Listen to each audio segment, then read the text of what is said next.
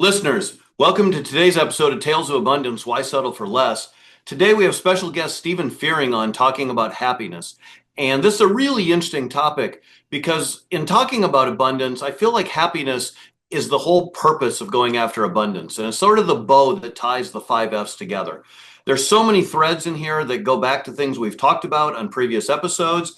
And in particular, I think you're going to like his 8 specific domains of happiness.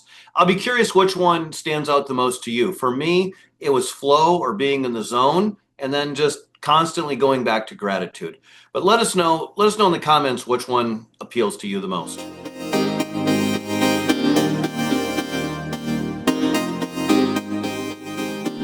Listeners, welcome. Today we have the pleasure of having Stephen Fearing in, and we're going to talk about happiness, and more specifically his 8 domains of happiness. And as we were preparing for this, I really thought about it. You know, John, we're Tales of Abundance. Why settle for less? We talk about the 5 F's, right? Friends, family, fun, fitness, finance, and all those things. Well, happiness is sort of the bow that ties it all together, because a lot of the reason we go after those is to live a better life and hopefully have a better life with more joy. So I'm excited about this conversation. Stephen, welcome. Thank you, Randy. I appreciate that. Yeah.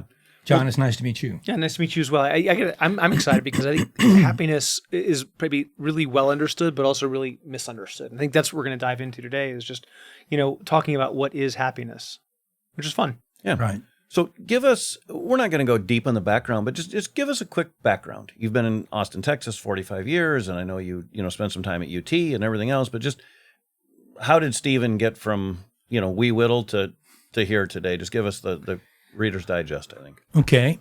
Well, I think it's appropriate on this topic to start with where I got my master's degree, which was at a humanistic psychology program, a special program that was designed by a colleague of Abraham Maslow's. So my inquiry into happiness really starts with a bedrock interest and inquiry into human potential. And Maslow's hierarchy of needs tracks pretty much the happiness domains. And it's really in that time in my life, really at graduate school, and now that's like 50 years ago, before I got to Austin, that I began to have perhaps happiness on the radar as a function of human potential. I studied the work of Martin Seligman later in the 80s here in Austin. I was doing training and development, and I delivered a training on the work of Martin Seligman on learned optimism.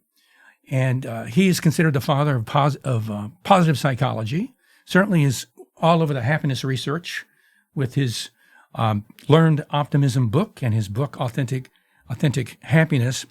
And the interesting thing to know about Seligman, which relates to who I am, is that, and to happiness in general, is that Seligman was not a happy guy, really. He was admitted defensive pessimist.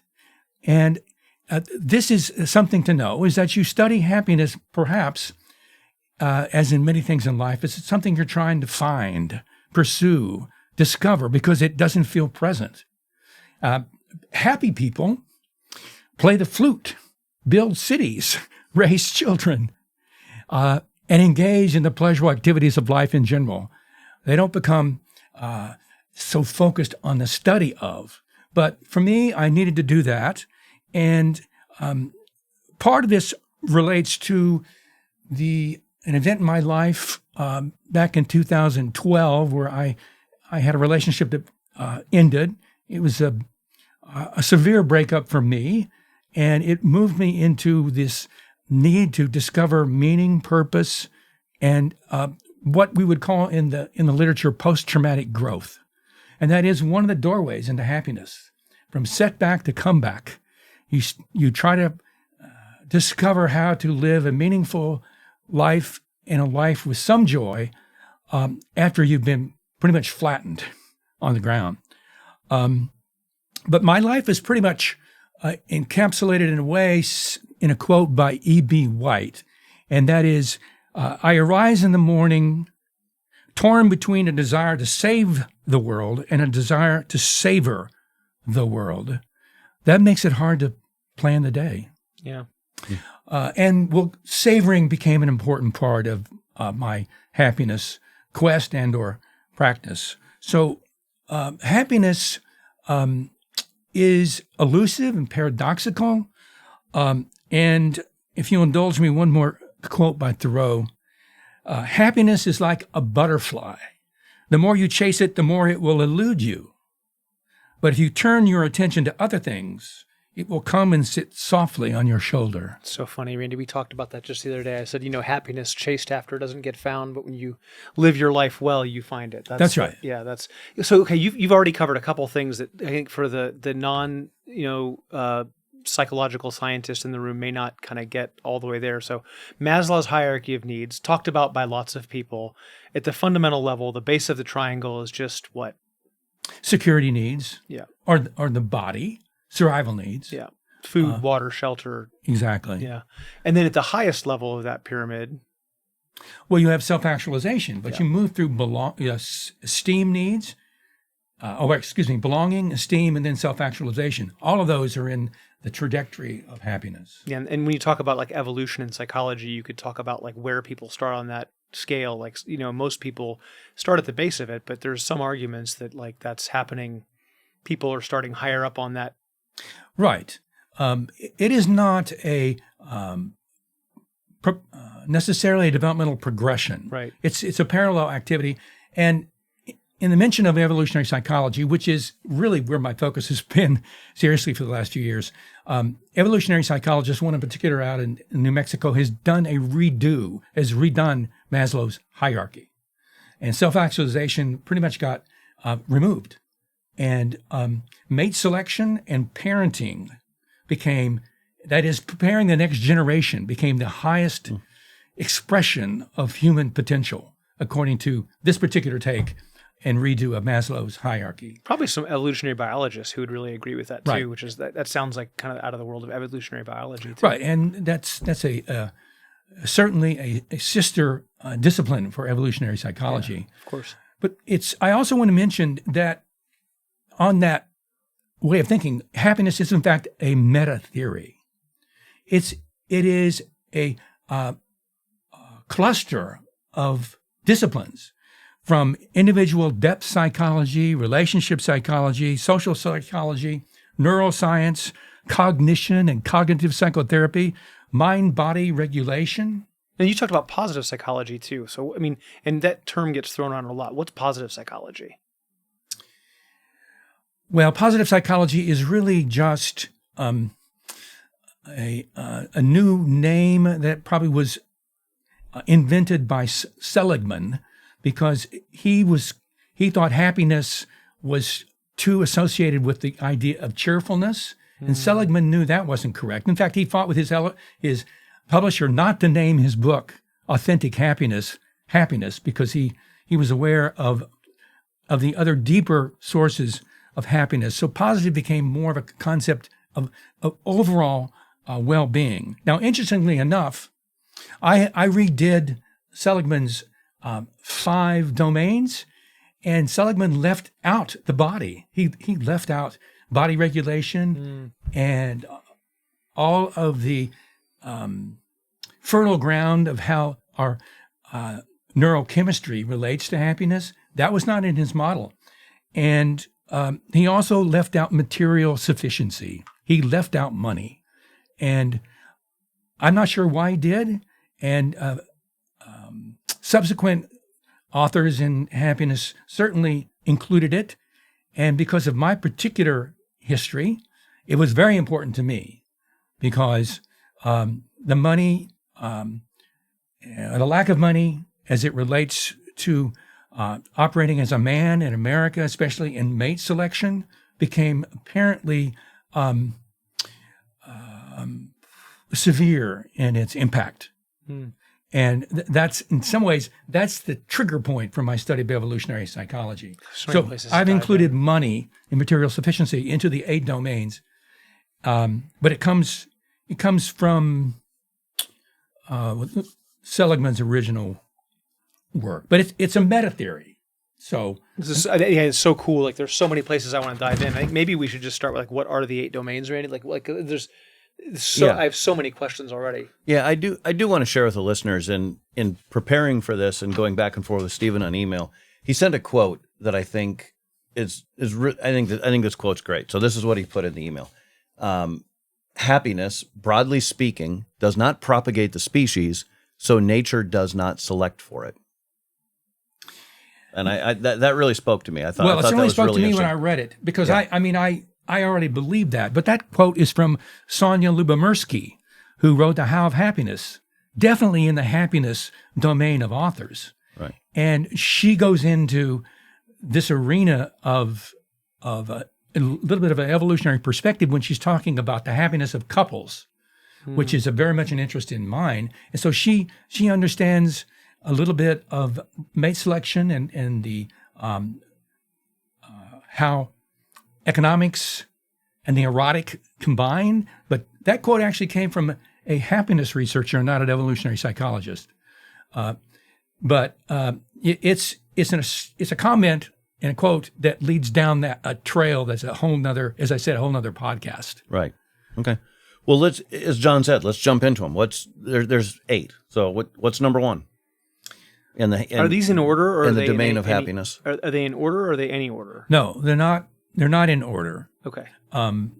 And so they don't. They are all of these domains and other ways of describing the components of happiness are virtuous bidirectional feedback loops. They're like facets of a prism, if you will. Yes. Okay. Yes. The lenses you look through. Right. Okay. So, but positive emotions is important because when we think about one of the essential elements of happiness, positive emotions and mood in the present is one of those elements. Now, all emotions are felt in the present, but also a deeper feeling of meaning and purpose, which tends to look in the past, is also the present experience of happiness, as well as a positive outlook on the future where you have hope and a certain kind of expectancy.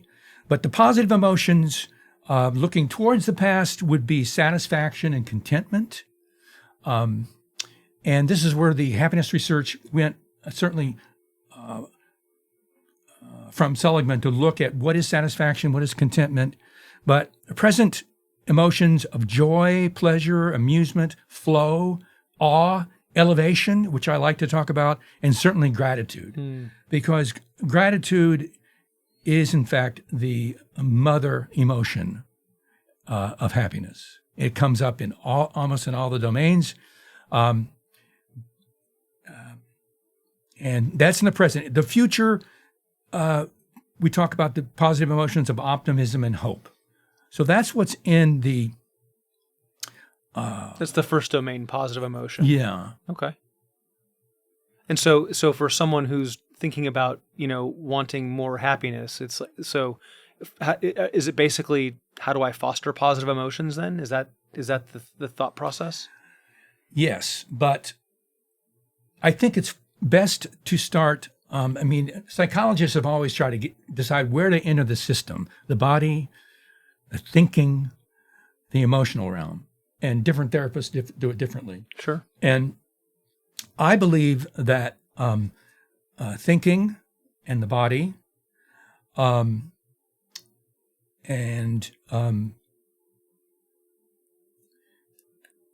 see, what is the other one I lost track of?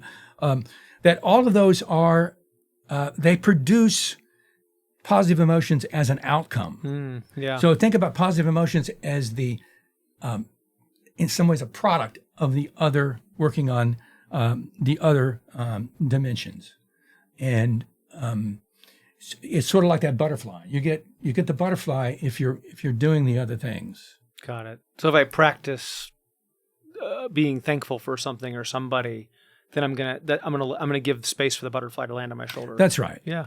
That's cool. And we can get into, the list of volitional activities and pro-social behaviors, and also just a habit, favorite habit list before we're done, and you'll see how that all comes about. Cool. So, I want to throw a bone in for two emotions that get little attention. That is awe and elevation. And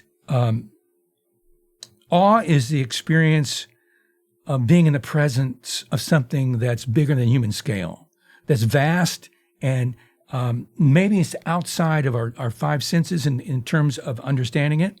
But it allows you to experience yourself as a larger whole, and it definitely increases altruism and kindness, and it will certainly deliver gratitude. And looking for everyday awe is one of the kind of habits, and I could give examples of that. I've experienced a lot of awe in my daily life, certainly even on a golf course. But the other one is elevation. This is rising on the vertical dimension. And this was offered up by Jonathan Haidt, a psychologist in New York, in his studies of Thomas Jefferson when he was at the University of Virginia. And this elevation was in Jefferson's writings. When you see people in faith communities doing this is connecting with elevation. This is rising up on the vertical plane. So physical elevation. Yeah, I mean, it's experienced, probably experienced by the vagus nerve and the release of oxytocin. It opens up trust and openness. It's the feelings in the chest, and it creates a cascade of a positive emotion. And it's really good for you. And I just want to mention this because it's not commonly even named as an emotion, but is definitely one that we should seek. And is part of the way to experience good feelings in the present moment. Do you have tips for somebody that, I'm talking, some people we all know are, everything's positive, right? The cup's full or half full. The cup's half full person, what would your tips be for those people to have more positive emotions? People that see the cup as half full? Yeah, or people that are just generally negative, right? People Oh, they see the people that cup is not half full. Yeah, they're and they see Cup's all the way full, Randy. It's got water and it's got air. It's all the way full. Thanks, Mr. Helper. All right, but so the people that generally have the opposite of that, have negative emotions, and they want to change it. What would your tips be, or what would you tell so this them? gets into the second domain of optimistic thinking. Okay. There's 5 facets there, but one of the third facet we would call see the good. That's a cup is half full, and this takes practice and focus and attention. And one of the practices that I would recommend that I do is to look for the silver lining. In the literature, it's called a silver lining factual. That is the blessing in disguise, the sweet lemon. So something happens to you that feels bad in the moment. Well, look for the blessing in disguise, and it doesn't normally always come at the moment, like a detective looking for cues or clues. Later, you say, oh, now I have this because that happened. That's a blessing in disguise. And when you practice that, you're going to increase gratitude, and you're going to start to notice more how there are good things out there, that the cup is looking more full all the time. The other reframe that happens in looking at present and past events within this domain is understanding that we also have a silver lining counterfactual, and that is basically, it could have been worse. This is always available. We look at our environment and living in this first world country, and when you think about other nations, other possibilities, oh my gosh, I mean, it's readily available. You have no trouble just reading the newspaper, listening to the news, and seeing what tragedies we're dealing with right now. So in your life, it could be worse. And if you are able to note that and make note of that, and when an event happens that it seems like the cup is not full, well, you can get some gratitude out of that. So those are thinking practices that I recommend. Here's a quote. We're wired for bad weather. We're wired to notice headwinds, but not the tailwinds that assist us. It's true. And that's a survival mechanism, to notice the headwinds. But seeing the cup half full is noticing the tailwinds. And you have to consciously do that in the sense of, if you don't, you're going to get pulled, you're going to get pulled back into the headwinds and seeing the world as problems to solve. And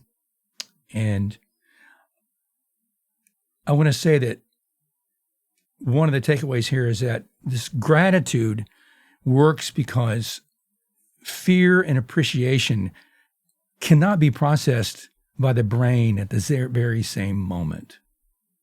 At the moment you're deep into gratitude, fear has to kind of take a back seat. And that's why it's important to do that. Now, I used to have a kind of a cynical or Pollyannish view of gratitude work. And then I started to look at the neuroscience of it and the practice of it. But it still requires active focus. And that's why one of the practices I started was a what went well journal. It's kind of like a gratitude journal, but Yeah. So what went well today? Yeah. That's great. I love it. And so gratitude so far has threaded through the first domain and the second domain. Are we going to see gratitude again in the third domain? Well, let's see if it shows up everywhere. Yeah. Gratitude doesn't show up in engagement and flow because when you are using a signature strength or talent at the edge of your ability on skill, being in the zone, if you will, you lose sense of self. There is, when you're in engagement and flow, you're not really experiencing any emotion. Now, you may get gratitude after the fact. This is like a runner's high. Like when you're just in that moment and you're just kind of going and there's no, I think the Japanese call it the no mushin, like the no-mindedness. Yes. Yeah. Mm-hmm. Right. So, this is a very interesting domain to study in the work by a guy who's hard to say, Check Me High, is the author of the book Flow. But we see that by athletes being in the zone. And I thought about, Randy, impromptu, one of your questions to me, when have I been in the zone? And I thought about when I was a high school athlete. I was a quarterback and a basketball player, but I was most in the zone as a high school shortstop. And I was really good for my age. In that position, you have to be aware of like 10 things that can happen. Then you let it all go. And then when that ball comes to you, it's all instinct. Sense of self. You lose a sense of self. Your body is planting. The throw is happening. That's being in the zone. Another experience I had in my professional work as a group facilitator, which was really my master skill throughout my career for the state of Texas. And as a facilitator, you have to be aware of sort of 5 dimensions of activity in the room at once. I could go into those, but it's kind of getting into the weeds. But when you are present, really present with the group, and you know where all 5 of those facets are happening, you're almost unconscious in the zone of what to do next with that group, what question to ask, what inquiry to make. It's not necessarily the experience of joy in the moment, but afterward, it's exhilarating to know you're in the zone. Because when you're in the zone like that, you are at the edge of your ability and talent. And that's a very important theme in happiness, is to pursue the potential within you. Yeah, I thought of this initially, like you said, from sports, right? And similar background. And I just think back the times, for the most part, that I could, I guess, willingly go into the zone is if the game was on the line. For some reason, I went to another place and my performance went up. And I think I was definitely in the zone. But there were there'd be a performance here. I remember one time playing basketball, I just shot shots that were probably, and they just all went in, right? And it was a league game and it was not great competition, but I was never able to quite ever repeat that feeling. And in writing my book, I think we talked about this over coffee a couple weeks ago, I think I went to the zone much more easily. There would be Saturdays where I would get up in the morning and I would start writing my book, and all of a sudden 10, 12 hours would pass and I was still writing, and I just kind of completely lost track of time. Loss of self. Yeah. I think that it's interesting. I mean, positive emotion, I think it's possible to practice in the moment as you get better at it. And the same with the second one, which is optimistic thinking. Like, you can practice in the moment. You can't really practice the zone in the moment. My experience with the zone for myself and others is there might be hours and hours and hours, days and days, weeks, thousands of hours of practice that get you to learn how to get into the zone. Right. It's a little bit different than the first two domains. It is. I mean, 10,000 hours of practice. You see, as I used when I was doing this training, shots of Michael Jordan, obviously in the zone. Yeah. But how many hundreds and hundreds of hours of practice led to the possibility of him being in the zone? So this one might be a little harder than the first two. Do they keep getting harder, or do they get easier again? I think they get easier. Okay, good. What's number 4? Oh, Dan Siegel said, relationships are not just the icing on the cake for a well-lived life. Relationships are the cake. I thought you said they get easier. Well, I mean, one other way to think about it is the source of key to happiness is sitting right next to you, John. Yep. So we are an ultra-social species. We are crafted and designed to be with other people, to be in a tribe. And we're designed to be in relationship. We cannot exist in isolation. I like from South Africa the word Ubuntu. I cannot be a person without you. In other words, I need another person in order to even experience being a human being. Our current Surgeon General says that loneliness is the largest epidemic of this time. I mean, it is. And for someone speaking in the era of a pandemic, that says something. Yeah, so we can't exist in isolation, and there's a whole neurobiology of relationship, and you could get into that. You can talk about mirror neurons and mimicry and the contagion effect of humans in relationship, and you can track it back to to attachment theory and our relationship to our parents, especially our mother, and how important that is. But relationships are everything for happiness, and it is central to the pursuit of happiness. One of the ways in which happiness is thought of is if you want happiness, live in a wealthy country, get married, get religion.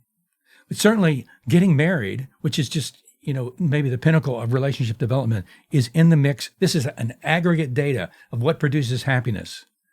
Being in good relationship is essential. And friendship is certainly part of that. Having a lifelong companion is blissful for some, and absolutely a road to happiness. My brother got lucky. My younger brother got lucky, married his high school sweetheart, and they've been blissfully happy for over 40 years. And then, but of course, the world of romance and relationship is also fraught with conflict, tension, and pain. But if you get it right, it is a tremendous source of happiness. Stephen, when you and I were talking previously, you mentioned, I think you'd listened to a previous episode, and not just us, but in general, when people talk about family, they talk about married couples and kids. And you had perspective on that from a single person, right? And that family's still important. Do you want to address that? Just kind of your thoughts about family from people that aren't married or don't have kids? Yeah, I answered that question. I was looking to see what my words were. Essentially, for the single person, their nuclear family will remain if they're alive, but they especially need to find small groups of friends and that share an interest. Single people must engage and take action to find their tribes, and the research shows that it's pretty essential for even a single person to have at least one close friend. In fact, having a close friend is more important than having secondary friends that are on the periphery. So single people have to take action to find their tribe and to create friendships. And they have to get off the couch, in other words, in order to combat a sense of isolation, being isolated. So, which is not to say that people in nuclear families and marriages can at times feel isolated or unseen, but single people have to maybe take a bigger effort to craft families out of their peer network. It's funny. It's super intuitive when you hear it. I wouldn't have said that beforehand, but it's super like once you say it out loud, it's like, oh, that makes so much sense, right? Yeah, make the effort. All right, let's move to number 5, meaning. What is meaning? Define. I mean, let's just start by defining it. Meaning is belonging to something larger than yourself. It's pursuing your purpose and potential, your self-concordant goals, knowing that it is within you to do. It could be, and often is, the experience of the sacred dimension, being aware of your connection, again, back to that elevation, being connected to how you're connected to all of life, to your sense of the divine, and also being connected to your own hero's journey, which, comes from Joseph Campbell, and it's a cousin to the post-traumatic growth idea. Your hero's journey means that you have to overcome certain obstacles and challenges. But that's where meaning is created. When I taught meaning in my class, I use a lot of the life of Abraham Lincoln. And Lincoln suffered a massive, first of all, he had chronic melancholia, and he had deaths of his sister and deaths of his parents and the loss of a partner. He went through a lot of depression, but he found his purpose in bringing us through reuniting the Union and putting his stamp on the idea of the abolition of slavery. That was meaning for Lincoln. Now, for the average person, though, that's I think big, but that's it's pretty thinking. big. Like, how do I grab onto that if I'm just not seeing myself as Abraham Lincoln? I don't know about the listener, but I have a hard time seeing myself that big. Right. Well, it starts with you trying to connect with what does seem to be your highest potential. What do you experience as your ideal self? What is a purpose that seems to be in alignment with who you are? And then start to take action toward that purpose. So just to go back to your earlier comments, that could mean I want to be a great dad, or I want to be a great spouse, or I want to be, a member of the small community in the area that I'm living. So it doesn't have to be I'm going to end, slavery for the world. It's going to be, or for the U.S. It can be something. Absolutely not. And remember, one of the key, we know the literature shows the single most powerful way to increase momentary happiness is an act of kindness and service to somebody else. If you want a hit of dopamine and happiness, as was said by, what do I want to say? Bob Dylan, you got to serve somebody. Yeah. So you can find someone to serve, and an act of kindness and gratitude or service is always available in the domains in which you operate. It doesn't have to be a huge thing. Yeah. So you Meaning is something you create. Anybody anyway. can do it anytime with little things, right? Like that, Right. that's okay. So that's ooh, it gives me some hope. Well, John, I'm thinking about a few years ago, you and I and mutual friends went and toured Community First Village, right? Yeah, that was great. And so we have Alan Graham, who is trying to solve the homelessness. Homelessness, we got it. Yeah, I don't know why I can't say it, in Austin, Texas, right? And doing a fantastic job. Well, most people aren't going to go to that level, but then there's other people that go live there in the community. That's a little bit lesser commitment. The woman that gave us a tour, I do not remember her name, but she was an angel on earth that goes there and worked in that. But then other people just contribute on a smaller scale, and some people give them a sandwich, or, everybody's got, like, even that problem. I just think I'm thinking about it.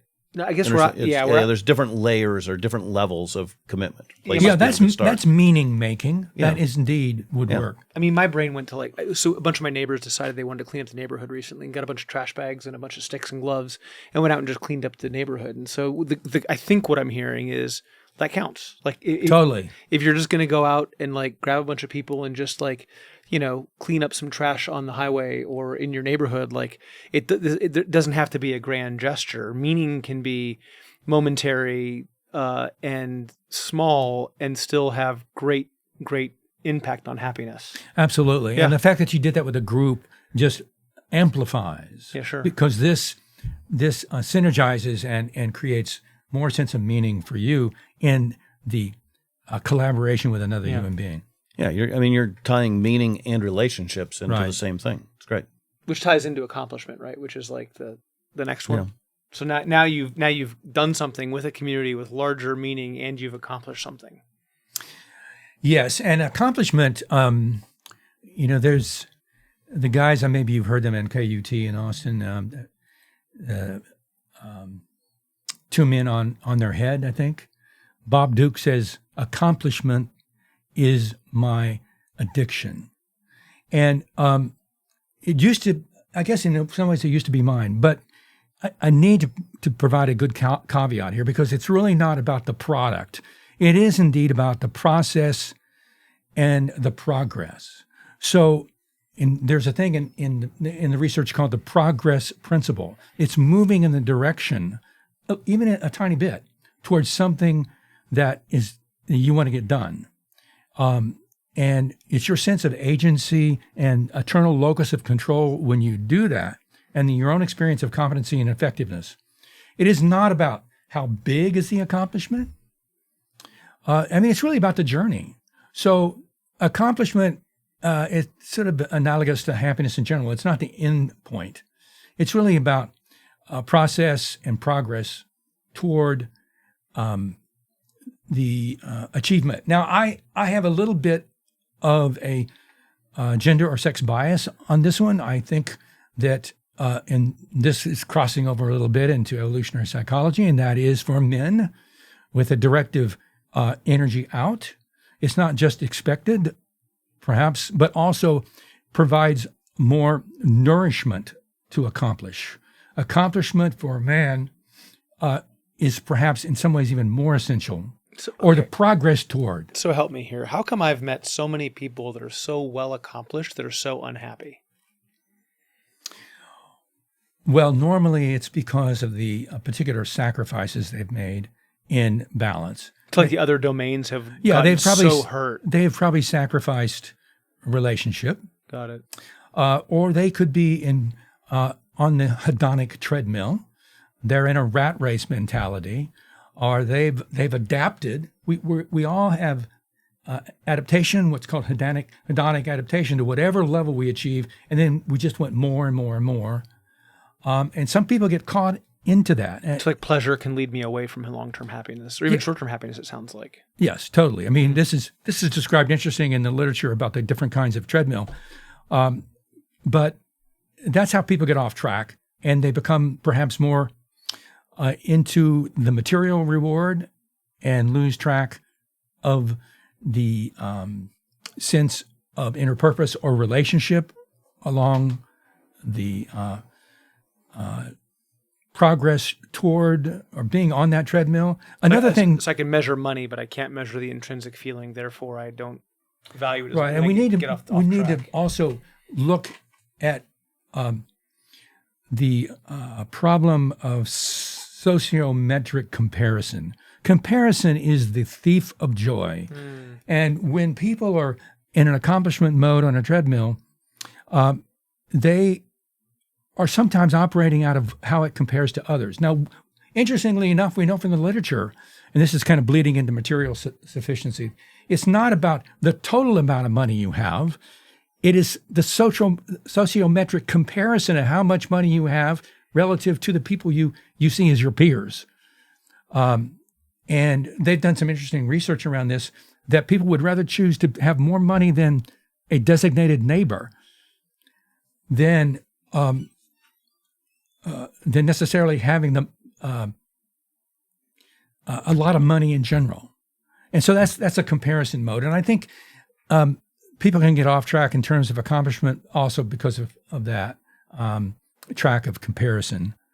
So the comparison is not healthy. No. Yeah. Yeah, it's. I think I mentioned this on an episode not long ago, but I had a conversation a while back with a gentleman that was a billionaire, and I'm guessing he's a couple billion, right? I mean, can do anything he ever wants, and he was like, "I feel so poor, and I feel like such a loser," because he hangs around with people that have tens of billions, or he runs in that circle, and it's like, wow, right? Like 99.999 whatever Yeah, percent. that's a caricature of this principle I'm speaking of. That's really sad, Yeah. Yeah. It really is. And I would consider him pretty happy, but he also there's like this, he feels like he's the loser in the group. Yeah, it's also comparison along one particular dimension, it would seem, probably total wealth or social status. And of course, a happy life, a life well lived, includes all these dimensions. Certainly meaning and relationship have to be in the mix, no matter how much money you have. And I guess we'll get into this material sufficiency. I'll come back to the question. I'm curious to know more about that. So I'll wait until we get there. Next one's body. Well, let's take a break. Let's take a break. And when we come back, we'll do number 7 and 8, and then we'll have some follow-up questions. I love it. I can't wait. I'm excited to get through and put it all together. Yeah. Very good. Listeners, we'll be right back. Listeners, welcome back to Tales of Abundance, Why Settle for Less. We're still here with Stephen Fearing talking about the 8 domains of happiness. So we left off on number 6, and we're moving to number 7. So tell us about number 7. So number 7 is your source of energy, your body. Number 7 is your metabolic health. Number 7 is all your organ systems. Number 7 is your neurotransmitter and hormonal profile. Number 7 includes how you generate endorphins through exercise, fitness, mind-body regulation, nutrition. This is the source of the energy that allows you to pursue the other domains. And it's one of my favorites because it's how I change state, so to speak. I go to the gym. I create a sacred time to just work on my body. And that's when I actually am probably the most positive, is just after a workout. So, and the body relates to all of the other dimensions in the pie, if you will, of how happiness was originally constructed. It's called the 40% solution. 40% was volitional activity, 10% was circumstance, and 50% was included in genetics because of twin studies.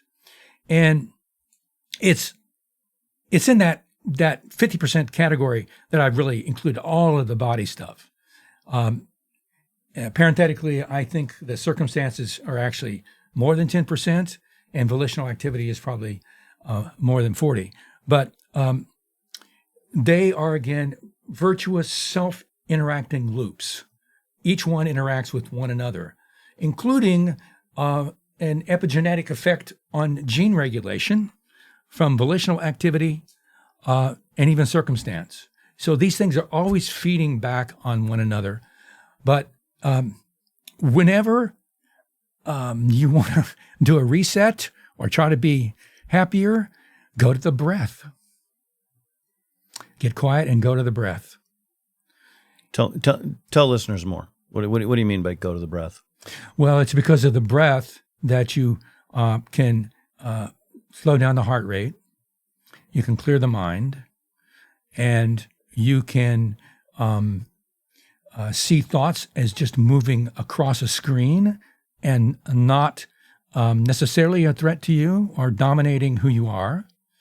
It is a way, and this is essentially mind-body regulation or meditation, could be prayer, where you center yourself in what seems to be essential inside of you. And there's nothing more essential than the in-breath and the out-breath. And it regulates all of your organ systems and calms the mind. All right. It's great.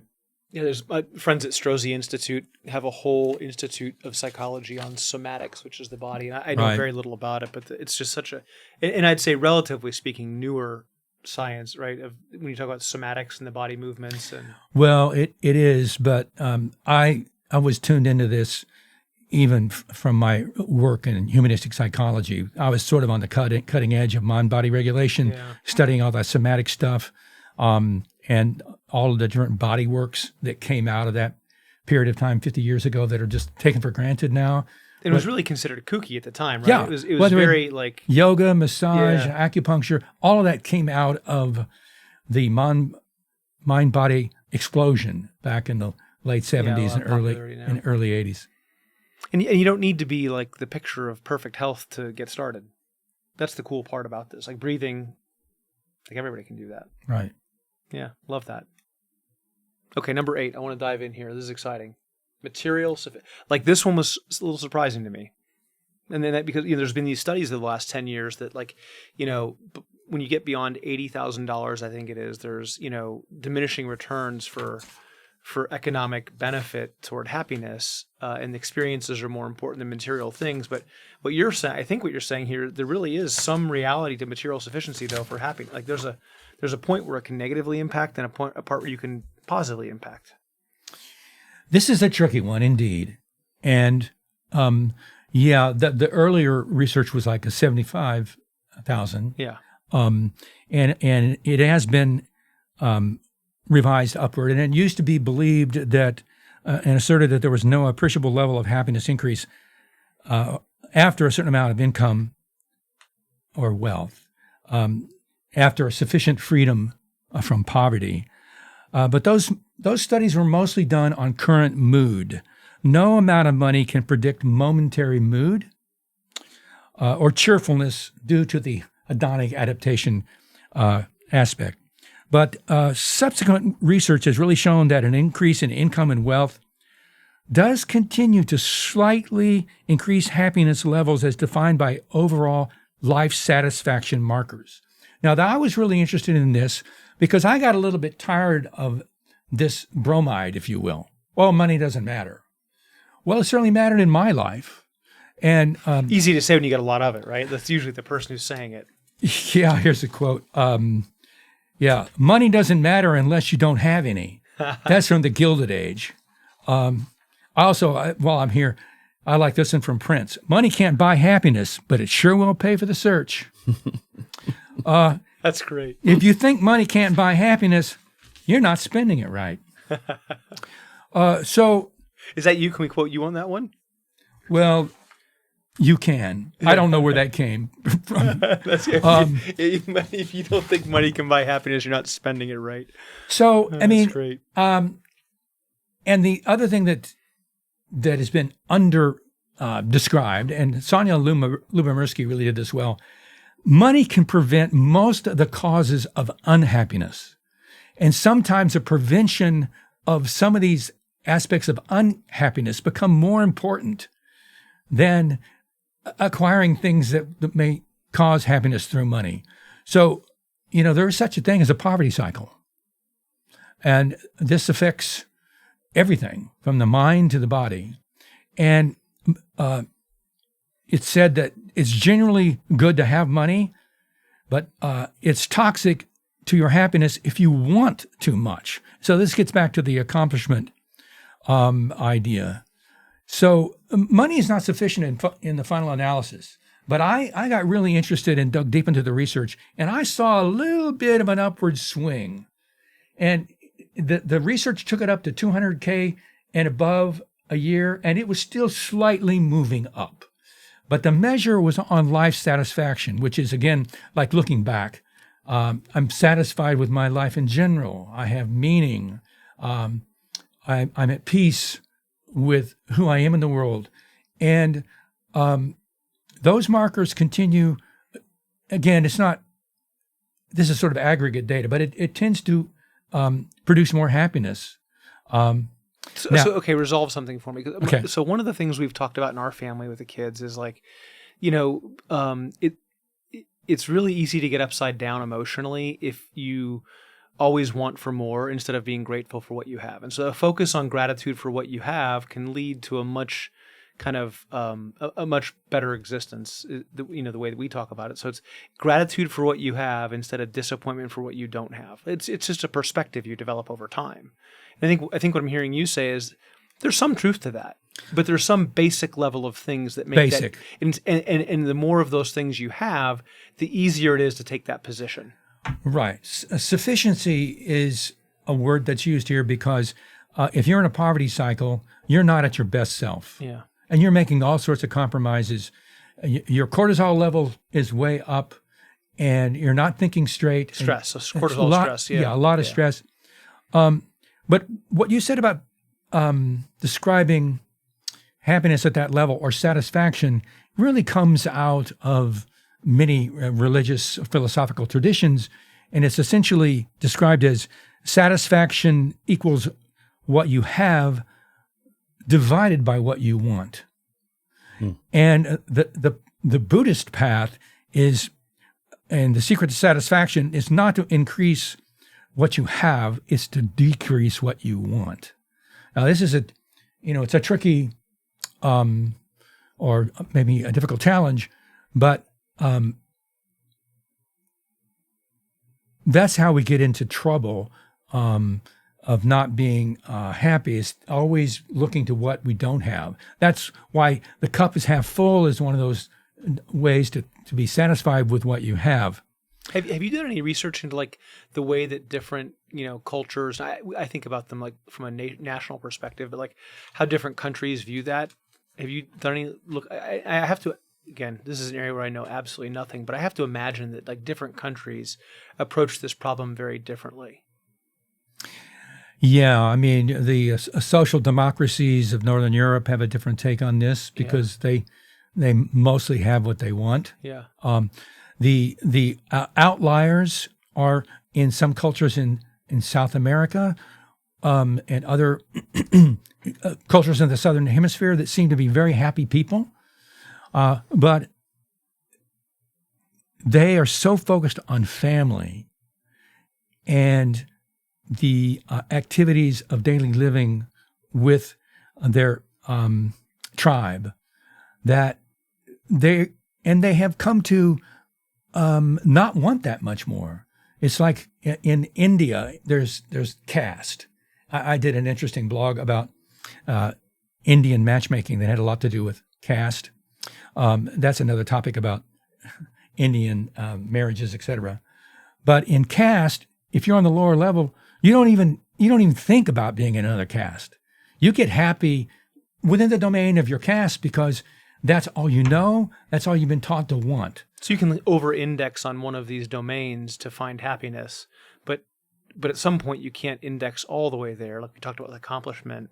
So you can kind of weight one of them more heavily maybe and be happy, but to go all the way into accomplishment only, you're going to get past the point of happiness. Right, and if you were to weight it, I would weight it towards your relationship, friendship, and connection to other human beings. Yeah, that's how the poor, the people in poor countries are able to have a good mood. They're cheerful because they don't want a lot, and they have their families. Reduced threshold for material sufficiency. Right, yeah. right. Increased desire for relationship. Yeah. Yeah. Do you think we hunger for that as a species? Do you think that's a natural hunger? For a relationship? Yeah. Yes, and I think we're suffering deeply right now. And certainly, and this is another topic because I'm quite attuned to the particular psychology of boys right now and isolation, being isolated and not connected to others. But our devices have taken us, ironically, away from our connection to others. It has created inappropriate or false dopamine hits of addiction that don't serve us. And the our brain, and this again gets to a little bit of evolutionary psychology, because there's a whole field of positive psychology that came out of the evolutionary perspective. In fact, there's a book by a guy that I respect in Stony Brook in New York, evolutionary positive psychology. And it's about mismatch, how modern society is a mismatch to the way our brains were developed 10,000 years in the Pliocene era. And one of those is the how we're inundated with information and its frequency, and some of it being useful, a lot of it not being useful, and our brain is shutting down, doesn't have the capacity to deal with that, and it causes us to shut down in other domains. Yeah. Obviously, also in relationship in general. Yeah, I think of that. I just think of the news, right? And I don't think we were evolutionary. I don't think that we were developed to be able to take the bad news for 8 billion people, right? But No. now if something bad happens on the other side of the globe, the news just shoves it in our face, and it's on social media. And I think that's a big challenge for a lot of people. Yeah, and we live in a very individualistic country, and so people they're less on the front porch than they used to be, even in America, and so it's become more individual. What's the book Bowling for? By Putnam. Anyways, it's about how Americans have tended to just retreat inside of their houses. And Is it Bowling Alone? Is that the one? Yes, Yeah, Bowling Alone. Yeah. Yeah.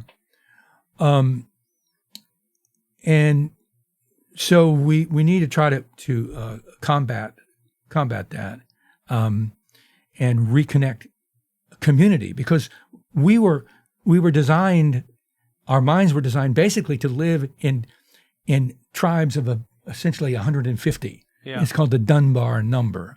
Well, now you've got 8 million people on the planet and all of this information coming in.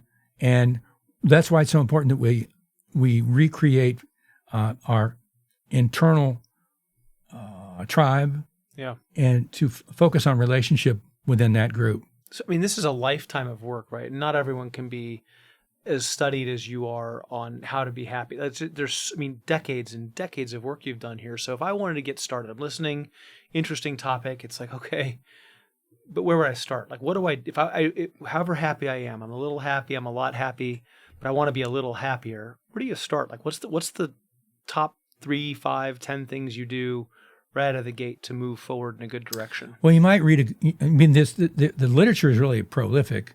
I might just, as off the top of my head, recommend that people start where I started with Gretchen Rubin's The Happiness Project. Mm-hmm.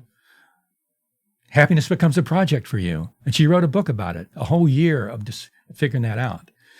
And there are hundreds of other books, but start practicing the habits.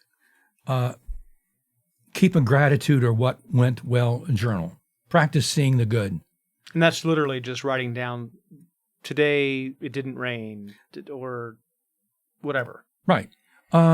Stop and notice and savor one thing every day. We didn't even talk about savoring, but that's so big in my life. That is to savor the outside world. You may have not known that the crepe myrtles bushes are all in bloom right now. The pink is all around us. I stopped yesterday and just looked at those blossoms and looked at bees on those blossoms. There's a whole method of how to focus, take it into memory. So savoring, notice savoring every day. Look for the everyday awe, that is acts of moral beauty. Look for them because they're out there. Acknowledge and validate one person every day. Describe a blessing and describe. Perform 5 acts of generosity in one day. The research shows that if you do them all in one day and not the rest of the week, you actually get more bang for your buck than doing one sort of act of generosity singularly in one day, because then your mind gets adapted to it and it doesn't have its impact. Use a signature strength to address a challenge. Reframe or dispute a negative thought. We didn't talk much about that. Smile at 3 people and at yourself every day. Find flow in a talent, hobby, or project. Give constructive response to another's good news. This is an interesting thing from couples psychotherapy, John Gottman and others from the Seattle Marriage Institute. They found that couples get a bigger bang when their good news is shared and supported, as opposed to necessarily going through the realm of empathy towards bad news. Support my good news. Be on my side. Be my cheerleader. That's very, very good for relationship. Be in nature. Spend money on experiences. Exercise. I mean, that's my ticket. Practice mindfulness, meditate or pray. Here's a good one. Clean a room, closet, or your garage. Minimize. I mean, it works. Yeah. So those are some of the practices. And not everybody needs to do all of those, certainly. But gratitude is signature, and writing down what you're grateful for at least once in a while is going to give you a lot of bang for the buck. Now, I will leave with you guys. I've got sort of a handout for you guys of other quotes and a happiness bibliography of all the books. And to whatever degree the listener may be interested in some of those titles or want to be in touch with me, I certainly would welcome that. Yeah, we'll link that in the show notes for sure. We'll make sure that they know exactly how to get in touch with you, and we'll put the books up as well. That's fantastic. One final question. How do you define a well-lived life? A well-lived life is one in which you are true to yourself. You have the experience of being true to yourself, and that you connected to other people around you, and in the service of something larger than yourself, and with the experience of relationship connection that generates love and warm feelings. That's a well-lived life. Love it. That is a great way to wrap this up. I think that puts a bow. We're saying happiness puts a bow on the 5 F's. This puts a bow on that, I think. So, that's great. Stephen, if people, again, it'll be in the show notes, but if people want to find you, where can we send them? Well, I would recommend my email, actually, fsfearing@gmail.com. F is in my actual first name, Frederick, S for Stephen, and then Fearing, FEARING, @gmail.com. And I will respond to everybody. And I like sending documents and resources and comments. I mean, this is something I do daily to communicate with people. That's right. Great. Love it. All right. Well, thank you so much. This has been fantastic. And I think this ties into so many of the conversations we've had, John. And I hope the listeners have enjoyed it as much as we have. Listeners, as always, download, subscribe, tell your friends, just the ones you want to be happy. Don't tell the other ones. But anybody you want to be happy, tell them about the podcast, spread it, and everybody have a fantastic day. Thank you for listening. Thanks, Steve. Yeah, thank you. Listen and subscribe to the podcast wherever you get your podcasts. Click follow for more content like this, or go to talesofabundance.com to join our community and get free tools.